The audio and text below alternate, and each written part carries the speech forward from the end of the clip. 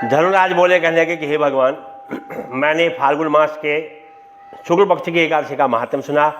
अब आप मुझे चैत्र मास के कृष्ण पक्ष की एकादशी के बारे में बताइए। इस एकादशी का क्या नाम है, इसमें कौन से देवता की पूजा की जाती है तथा इसकी विधि क्या है, सो सब विस्तार से कहिए। तो भगवान कहने लगे कि हे राजन, एक समय मानधाता ने लोमस ऋषि से पूछा, कहने लगे हे मुनि, मधुमास के शुक्ल पक्ष की एकादशी का क्या नाम तथा उसकी विधि क्या है, सो कहिए। लोमस ऋषि बोले कि हे राजन, इस मास के शुक्ल पक्ष की एकादशी का नाम कृष्ण पक्ष की एकादशी का नाम पापमोचनी है। इसके व्रत के प्रभाव से मनुष्य के अनेक पाप नष्ट हो जाते हैं। इसकी कथा इस प्रकार है।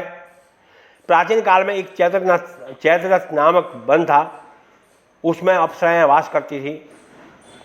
वहाँ हर समय बसंत रहता था, अर्थात वहाँ पर सदैव प्रत्येक तरह के पुष्प खिले रहते थे। उस जगह गंधर्व कन्याएं विहार किया करती थी और उस वन में इंद्र अन्य देवताओं के साथ क्रीड़ा करता था। उस वन में एक मेधावी नामक मुनि तपस्या करते थे। एक दिन मंजूघोषी नामक एक अप्सरा जो है, उसको मोहित करने के लिए सितार बजाकर मधुगान करने लगी। तो उस समय शिव के शत्रु अनंग कामदेव जो थे, शिव भक्त मेधावी मुनि को जीतने के लिए तैयार हो गए।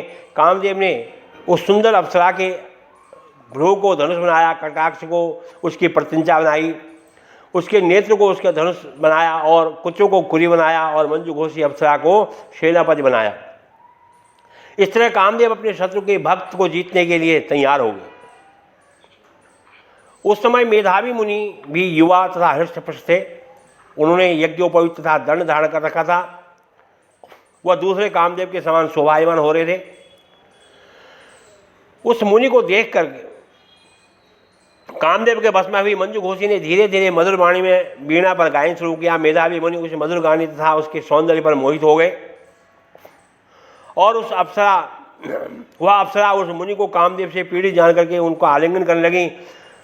वह मुनि भी उसके सौंदर्य पर मोहित होकर के शिव के रहस्य को भूल गए और काम के वशीभूत होकर के उसके साथ रमण करने लगे। उस मुनि को काम के वशीभूत होने के कारण समय दिन रात कुछ भी ध्यान नहीं रहा। बहुत समय तक रमण करते रहे। एक दिन मंजूघोषी उस मुनि से बोली कि हे मुनि, अब मुझे जो है बहुत समय हो गया है, मुझे स्वर्ग जाने की आज्ञा दीजिए। तो अप्सरा के ऐसे वचन को सुनकर के मुनि बोले कि हे सुंदरी, तू तो आज इसी संध्या को तो आई है, अभी प्रातःकाल तक तो ठहर। मुनि के ऐसे वचन सुनकर के अप्सरा उनके साथ रमण करने लगी और बहुत समय बीत गया। फिर उसने मुनि से कहा कि हे मुनिदेव, अब आप मुझे स्वर्ग जाने की आज्ञा दीजिए। आपकी रात्रि तो बड़ी लंबी होती है, अब आप सोचिए कि मुझे आपके पास आए हुए कितना समय हो गया है। उस अप्सरा के ऐसे वचन को सुनकर के मुनि को समय का ज्ञान हुआ और विचार करने लगे, तो ध्यान करने लगे। तो उनका परिमाण जो था 57 साल 7 माह 3 दिन का ज्ञात हुआ।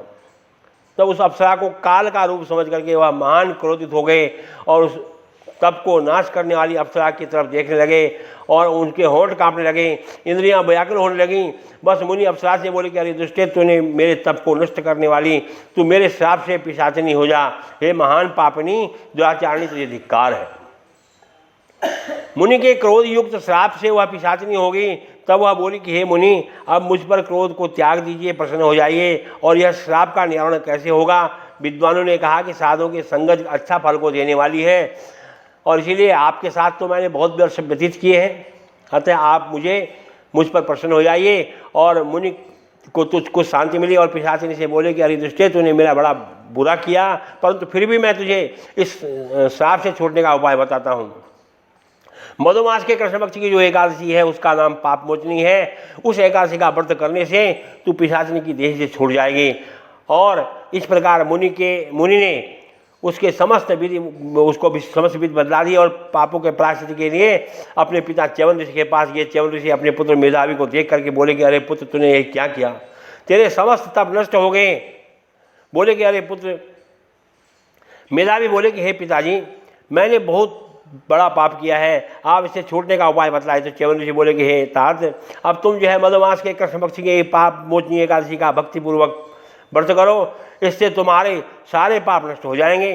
पिता के वचन को सुनकर के मेधावी ऋषि ने पाप मोचनी एकादशी का विधिपूर्वक उपवास किया, व्रत किया, इसके प्रभाव से उनके समस्त पाप नष्ट हो गए। मंजू घोषी अप्सरा भी पाप मोचनी एकादशी के व्रत के करने के कारण पिशाच की देह से छूट गई और सुंदर स्वरूप धारण करके स्वर्ग लोक को चली गई।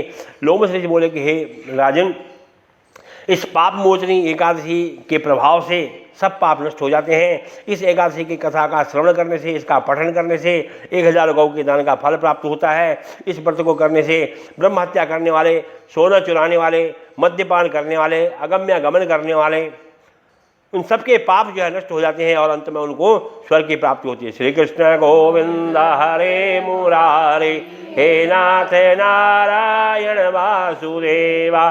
श्री कृष्ण गोविंद हरे मुरारे, हे नाथ नारायण वासुदेवा। बोले एकादशी महात्म की जय।